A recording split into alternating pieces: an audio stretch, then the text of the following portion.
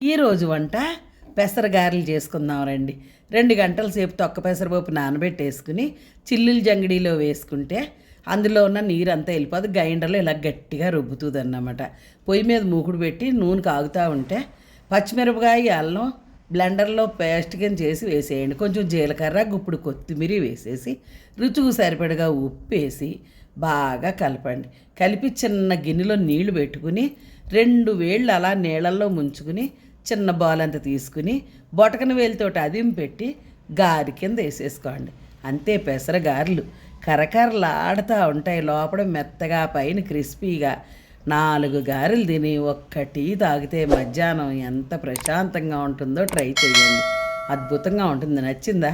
నచ్చితే లైక్ చేయండి, మీ ఫ్రెండ్స్కి షేర్ చేయండి, నాన్నమ్మకు సపోర్ట్ చేయండి. పెసరగారెలు చూసారా, ఓ రేంజ్లో ఉంటాయి.